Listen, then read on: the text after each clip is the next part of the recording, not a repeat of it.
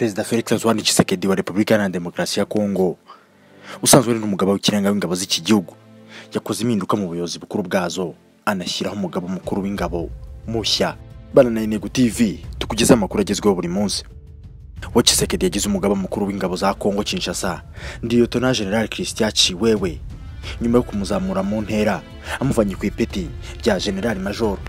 Chiwewe wari umuyobozi ukuriye umutwe w'abasirikare bashinzwe kurinda Perezida Tshisekedi yasimbuye kuri uwo mwanya na General Celestin Mbala Munsense wari umugaba mukuru wa FARDC kuva muri Nyakanga mu 2018. Kwa mbere tariki 3 Ukwakira nibwo Tshisekedi yamusimbuje Chiwewe nkuko bigaragara n'iteka ryasomwe kuri televiziyo y'igihugu na Tina Salama usanzwe ari umuvugizi wa Perezida wa Kongo Kinshasa.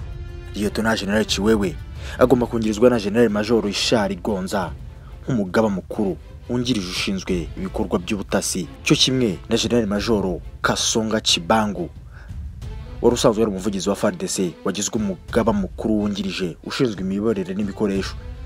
Chiwewe yasasimburwa na General Major Kabiki Liza ku mwanya wo kuyobora abasirikare bashinzwe kurinda Perezida Felix Antoine Tshisekedi. Uyu agomba kungirizwa na General de Brigade Erikson Inyengeli uzaba ari umuyobozi wungirije ushinzwe ibikorwa n'ubutasi muri uriya mutwe ushinzwe kurinda Perezida w'igihugu. Mu zindi mpinduka, General Major Jerome Shiko yagize umuyobozi ushinzwe ibikorwa bya FARDC ndetse General Major Christian Ndaiwel agirwa ukuriye ubutasi bwa gisirikare. General Major Thomas Kisozo agirwa ushinzwe imiyoborere naho General Major Bola agirwa ushinzwe ibikoresho. Ni mu gihe General Major Jire Banza yagizwe ushinzwe ibya gisirikare mu biro bya Tshisekedi by'umwihariko ibikorwa n'ubutasi. Lieutenant General Christian Chiwewe w'imyaka 50 y'amavuko yavukiye mu Mbashi ho mu ntara ya Hotika Katanga y'ubungu, akaba umwe mu basirikare babizerwa cyane ndetse b'inkora mutima za Felix Antoine Tshisekedi. Uyu mugabo ushimagizwa na bagenzi be nk'umwe mu basirikare bakora kinyamwuga kandi banarangwa n'ikinyabufura cyinshi.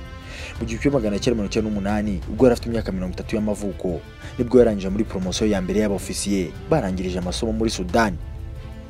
Mu gihe urugamba rwarurimbanyije hagati y'inyeshya zari ziyobowe na Laurent Desire Kabila n'ingabo z'uwari Perezida Mobutu Sese Seko hagati y'1999 n'2000 bwo yerekeje muri Angola kwiga amasomo ya Etat Major mbere yo kugaruka muri Kongo Kinshasa.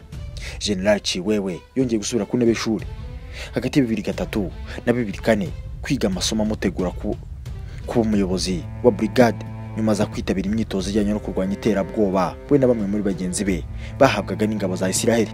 Mu mirimo yakoze harimo kuba umuyobozi wa brigade ya 10 y'ingabo za Kongo ikorera Imura mu mujyi wa Kinshasa yayoboye mu 2003 mbere yo kugirwa umuyobozi wa regiment ya 13 igizwe n'abasirikari baninda umukuru w'igihugu ikorera mu Mbashi.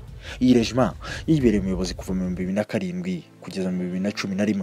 Nyuma yo kugaruka Kinshasa, Chiwewe yagizwe umuyobozi wungirije ushinzwe ibikorwa n'ubutasi mu mutwe w'abasirikare bashinzwe kurinda umukuru w'igihugu. Inshingano yakoze kuva mu 2014 kugeza mu 2020 ubwo Tshisekedi yamuzamuraga mu ntera akamugira General Major.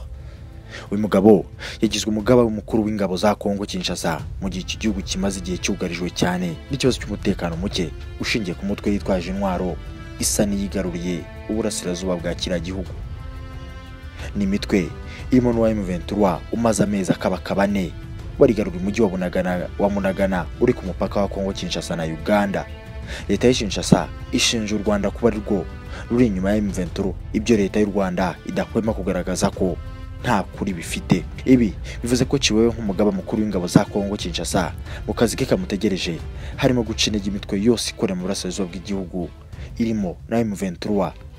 Mu minsi ishize uyu mugabo n'abasirikare yarayoboye bagaraga mu mihanda ya Kinshasa basaba Perezida Tshisekedi kubaha intwaro ngo ubundi bakaze gutera u Rwanda mu rwego rwo kurangiza ikibazo cya M23.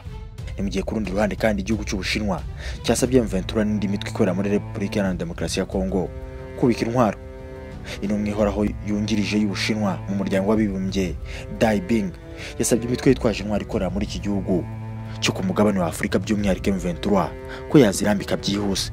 Ambasaderi Dai ubwo yagezaga ijambo imbere y'akanama kawoni gashinzwe umutekano New York yasobanuye ko abantu benshi bazi ibikorwa by'imitwe yitwaje intwaro irimo M23 abarwa muri za miliyoni barahunga. Yagize ati imitwe yitwaje intwaro irimo M23 yatumye habaho umubare munini w'abazize ibikorwa byayo, izindi miliyoni zabo baba mu byabo. Uyu mudiplomate nk'uko bigaragara mu itangazo ryasotse kuri uyu tariki 2 Ukwakira 2022 yatangaje ko Ubushinwa bushyigikiye ibikorwa bya leta ya Kongo byo kurwanya ibikorwa by'urugomo ifatanyije n'ingabo ziri mu butumwa bw'amahoro bwa ONU hamwe n'izibindi bihugu byo mu karere. Yavuze kandi ko mu gihe iyi mitwe yarambika intwaro yose nta n'umwe uhejwe yakitabira imishyikirano hagati yayo na leta ya Kongo bigamije gushakira umuti urambye ikibazo cy'umutekano. Ambasaderi Dai yagaragaje ko UN yaharanira ko Abanyafurika bakwikemura ibibazo byabo binyuze ahanini mu mishyikirano. Ni mu gihe kandi ntasoza inkuru bibutse ko muri Centrafrica biyamye ambasaderi wa Kongo Kinshasa uherutse kuvuga ibihuha ku ngabo z'u Rwanda ziri gucunga umutekano muri iki gihugu. Minisitiri w'ububanyi n'amahanga wa Repubulika ya Centrafrica Sylvia Baipo Temoni yakibaye ambasaderi wa Repubulika ya Demokarasi ya Kongo Ibangi nyuma y'ibihuha aheruka gutangaza ku ngabo z'u Rwanda. Mu kwezi gushize nibwo ambasaderi wa Kongo muri Centrafrica Esdras Kambale Bahekwa yagaragaje ko ahangayikishijwe n'ibice ingabo z'u Rwanda ziri mu butumwa bw'amahoro zikoreramo muri iki gihugu. Mu ibaruwa yandikiye leta ya Kongo tariki 23 Nzeri 2022, ambasaderi Bahekwa yavuze ko ingabo z'u Rwanda ziri muri Centrafrica zidakorera gusa mu murwa mukuru Bangi, ahubwo ko zikorera no mu bice bihana imbibi n'igihugu cyabo. Yatanze urugero rw'uko izi ngabo zikorera mu gace ka Mbayiki gahana imbibi na teritwari ya Libenge na Damara kari mu birometero bigera kuri 75 gusa ugana mu mujyi wa Zongo aho ni mu ntara ya Bangi y'Amajyepfo. Urundi rugero yatanze nuko ingabo z'u Rwanda zikorera mu gace ka Mbangwesu gahana imbibi n'intara ya Baswele n'utundi dukoze ku mugezi wa Ubangi turimo Nduku, Zangba, Satema, Kembe, Rafai na Mabai. Icyo gihe uyu mudiplomate yagaragaje impungenge z'uko ingabo z'u Rwanda zakwinjira byoroshye ku butaka bwa Kongo Kinshasa. Ati ingabo z'u Rwanda zishobora gukorera byoroshye muri Repubulika ya Demokarasi ya Kongo zivuye muri Repubulika ya Centrafrica. Muri iyo baruwa yasabye leta ya Kinshasa gukomeza amasezerano y'igisirikare hagati yayo na leta ya Centrafrica nk'umuti wakuraho izo mpungenge z'uko RDF izo n'ingabo z'u Rwanda zakwinjira ku butaka bw'igihugu cye. Kuri uyu wa mbere tariki 3 Ukwakira, Minisitiri w'ububanyi n'amahanga wa Centrafrica yakiriye mu biro bye ambasaderi Esdras Kambale Bahekwa mu rwego rwo kumwiyama kuri aya makuru atariyo yatangaje ku ngabo z'u Rwanda. Mu butumwa Minisitiri Sylvia yanyuje kuri Twitter ye yagaragaje ko yakiye ambasaderi wa Kongo amwibutsa ko gukwirakwiza ibihuha atari byo. Ati amakuru y'ibinyoma ashobora gutera gushidikanya mu mitwe y'abantu, ariko ntabwo ashobora gutuma ukuri guhinduka ikinyoma. Ambasaderi Bahekwa yari yagaragaje ziriya mpungenge mu gihe igihugu cye gisanzwe gishinja ingabo z'u Rwanda kugaba ibitero ku butaka bwacyo, ibiro u Rwanda rudahwema kunyomoza. Abandi basesenguzi bakavuga ko ari ubwoba leta ya Kongo yicaranye kubw'amakosa ihorana. Ntimgiye kandi ku rundi ruhande muri Kongo umusirikare wa FARDC yatwitse n'abanyerondo ari muzima kugeza yitabye Imana. Umusirikare wa Kongo yishwe n'abasore barari rondo mu ijoro ryo kuri cyumweru tariki 2 Ukwakira ahagana saa 3 Ikamanyora muri teritwari ya Walungu muri Kivu y'Amajyepfo. Amakuru aturuka muri societe civile yerekana ko rumwe mu basirikare batatu ba FARDC bafashwe nyuma y'igikorwa cy'ubujura cyakozwe n'abantu batazwi mu nzu iri mu mujyi wa Kamanyora. Abashinzwe irondo baramenyeshejwe bakurikirana abo basirikare bafata umwe muri bo bamutwika ari muzima nk'uko iyi nkuru dukesha mediacongo.net ibivuga. Umwe mu bavuganye n'urubuga yagize ati umusirikare ukekaho kwiba yatwitswe ari muzima n'abasore bakora irondo bamufatiye ku marembo y'inkambi nyuma yo kwiba mu nzu iherereye mu mujyi wa Kamanyora.